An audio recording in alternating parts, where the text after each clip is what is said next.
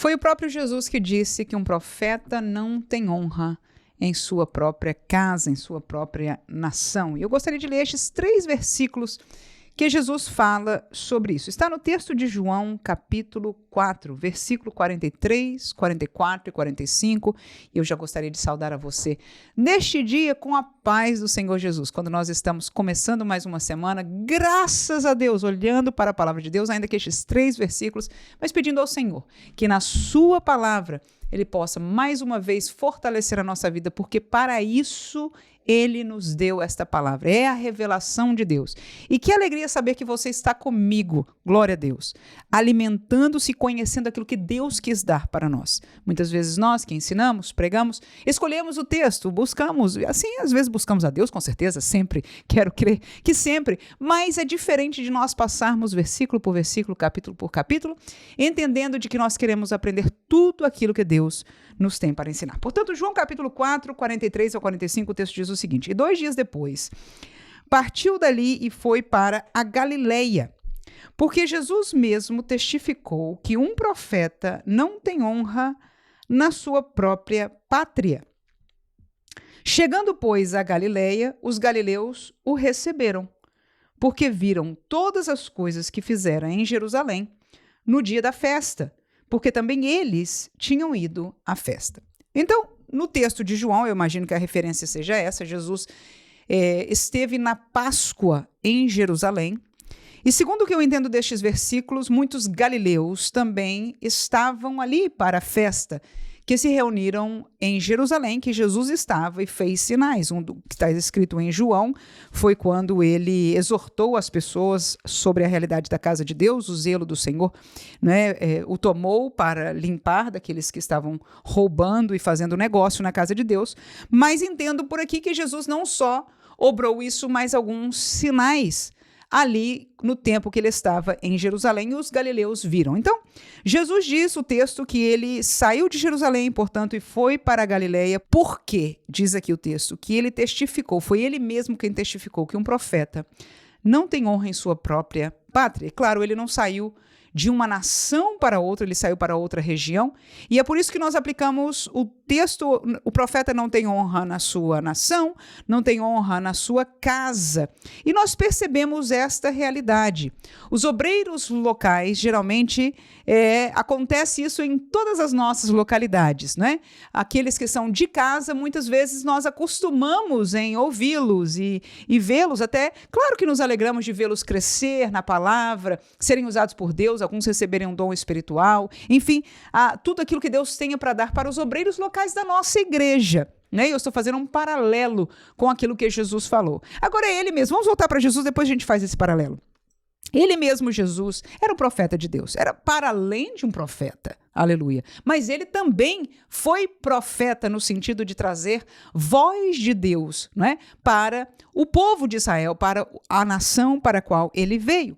Então, Jesus veio e ele disse essa palavra, quando ele saiu para Galileia, ele disse, porque, como eu disse, né, como eu falo, um profeta não tem honra, ou seja, em Jerusalém, Jesus fez sinais, Jesus demonstrou sua autoridade, Jesus moveu e ninguém prestou atenção, ninguém começou a segui-lo, ninguém deu honra a ele, muitos, né, a maioria não creu nele, não o reconheceu como profeta que estava ali entre eles, aleluia, e muito menos dizer naquele tempo, estamos no começo do Evangelho de João, o reconhecer como Messias, como Salvador. Aí veja que ele foi para Galileia, e no versículo 45 fala bem interessante, os galileus receberam ele.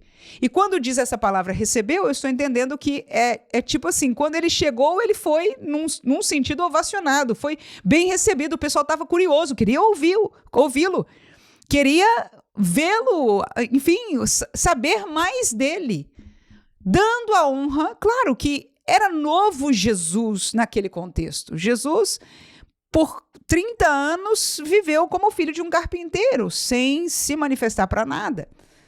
E, de repente, depois, quando ele começa o seu ministério e ele começa a atuar, nós estamos bem no princípio do ministério, pelo reconto do evangelista João, né?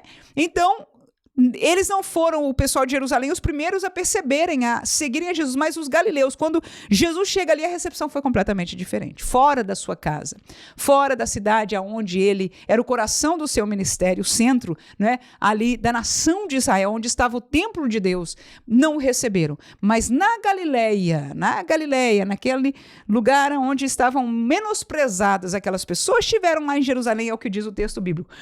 Eles viram o que Jesus, eles receberam, diz lá o texto, eles receberam porque viram todas as coisas que ele fez em Jerusalém no dia da festa. Glória a Jesus. Então, quando nós fazemos um paralelo para os nossos dias, e é este o pensamento que vem ao meu coração, podíamos falar só de Jesus, mas a minha pergunta é o seguinte: será que hoje em dia acontece a mesma coisa? Os nossos obreiros locais, pessoas que Deus usa, claro, ninguém nunca vai ser como Jesus. Ninguém nunca vai ser como João Batista. Enfim, há dons espirituais, há vocações ministeriais, há vocações divinas que Deus dá a cada um de nós, e nós somos todos obreiros em uma igreja. Claro, há um ministério, há um pastor, enfim, outros obreiros de mais destaque. Mas a pergunta é essa mesmo o nosso pastor, mesmo outros obreiros a quem Deus, nós estamos vendo Deus obrar neles e por eles. Será que nós o honramos? E quando eu falo, não é uma honra extraordinária, e volto a dizer, nenhum de nós há de se comparar com Jesus, mas atentar para a pregação, para o ensino daqueles que estão sendo usados para tal. Enfim, respeitar e honrar, porque é isso que eu vejo o restante das escrituras do Novo Testamento, mormente pela pessoa do apóstolo Paulo, nos chamando a atenção. Principalmente aqueles que são ministros da palavra de Deus, né? A nós honrarmos, respeitarmos, a nós darmos valor ao presente que eles nos estão entregando, que é nos ensinar a verdadeira, principalmente aqueles que são sérios e fiéis ao Senhor. Então a minha pergunta: acontece isso hoje? Só acontece. Muitas vezes nós tratamos ou com um pouco de desdém, ou com menos prezar do que deveria. Nosso pastor da igreja, alguns de nossos obreiros a quem Deus tem usado. Aleluia. E quando vem alguém de fora, quando vem alguém famoso, nós estamos lá, parece um novo crente, parece uma nova vida. Eu acho que isso não convém. Apesar de Jesus ter falado que esta é uma realidade, eu creio que cada um de nós podemos repensar para nós, principalmente nós que vivemos os dois lados da moeda. Quais são eles?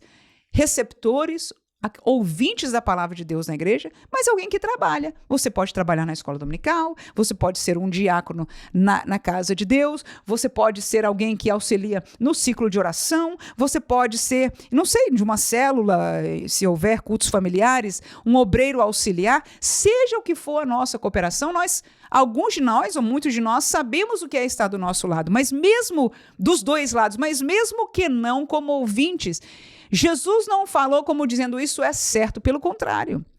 Eu entendo que ele estava triste porque as pessoas de Jerusalém não o receberam. E na Galileia, que viram as mesmas coisas, porque o de Jerusalém viram tudo, mas não receberam. E na Galileia receberam. Isso é o que acontece com muitos obreiros. Viajam para outras igrejas, né? Aparece e de repente o pessoal da igreja toma uma nova vida, o recebe com diferente ardor. Que essa lição seja para nós hoje repensarmos no presente que Deus tem dado para a nossa igreja local. Não significa que eles sejam grandes super-homens, nem os mais capazes do mundo, nem obreiros extraordinários, mas foram e são o presente de Deus para nós. Se esforçam, pedem a Deus, aleluia, que os use para edificar a igreja, para apacentar o rebanho, no caso do pastor local de cada um.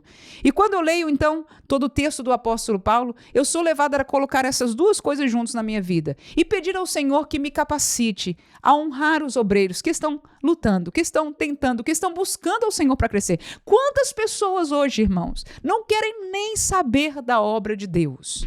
Graças a Deus por você, que vem aqui diariamente ou muitas vezes ouvir esta palavra, esta meditação, e alimenta-se de uma forma ou de outra aqui na sua igreja, no seu lar, aleluia, mas que busca, que faz esforço. Como nós somos poucos aqueles que estão se esforçando para ficarmos de pé e para também sermos usados na nossa congregação para abençoá-los também, para sermos usados com a palavra de Deus, com a profecia, com outros dons espirituais que Deus nos use, com a nossa própria presença espiritual no culto, com a nossa amizade, com a nossa participação, com o nosso trabalho, seja qual for, quem apoia num ou outro lado e trabalho da igreja, na área da música, na área de, enfim, social, enfim, o que seja, não importa. Mas o esforço principalmente das coisas espirituais, mormente ainda da palavra de Deus. Que nós possamos nos esforçar a dar um sorriso, a dar uma paz do Senhor especial, agradecer a Deus, aleluia, por cada um deles. Em primeiro lugar, o pastor da nossa igreja, porque não é super-homem, porque depende, mesmo que fale, irmãos, ele é homem, ele é servo. Nós precisamos orar para que ele sempre se coloque diante de Deus, como servo, pedindo ao Senhor que fale por ele. Esta é a maneira que deve ser. E nós, que somos ovelhas, devemos orar por ele, não criticar. Realmente, quem seria dos obreiros que não teria nunca um porquê de criticar? Não existe, irmãos. Não existe, nunca existiu. Aleluia. No entanto, eles merecem a nossa oração e, segundo a palavra de Paulo, o nosso apreço. Você pode escutar a palavra de Paulo algumas vezes, como ele falou num texto, ele diz, olha, às vezes eu sinto que mais eu tenho amado a igreja, menos eu me sinto amado por ela. Isso é forte, irmão. E você pensa que os obreiros não sentem isso?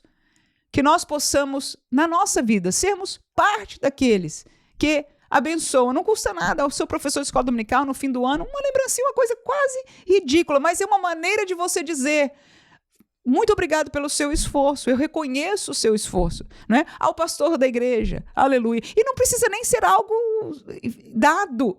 Uma paz do Senhor, um agradecimento, um aperto de mão, enfim, o seu amor, aleluia. Que nós possamos, em nome de Jesus, aprender dessa lição e honrar, e respeitar e valorizar. Não é botar lá para cima, nem de repente ficar, né? Nem para estes, nem para outros, porque os que vêm também não são super-homens, aleluia. É que é novo para nós, não são os profetas ou os pregadores ou os obreiros da casa, aleluia. É natural, num certo sentido, como Jesus falou. Mas que nós possamos amar aos nossos de casa, amém? Que seja essa meditação para o nosso coração e o Senhor possa nos usar para abençoar estes santos ou que tentam, né? Como eu falo, quando eu falo isso é porque eu sou santa em Jesus, mas eu tento, eu vivo, eu luto contra... Paulo disse, eu luto contra a minha própria carne. Esse é o nosso dia a dia, a realidade de todos eles. Mas vamos valorizar aqueles que, apesar de tudo isso, ainda têm priorizado a obra de Deus, têm estudado para pregar, para ensinar a palavra de Deus e para ser usado para a edificação das nossas vidas. Amém.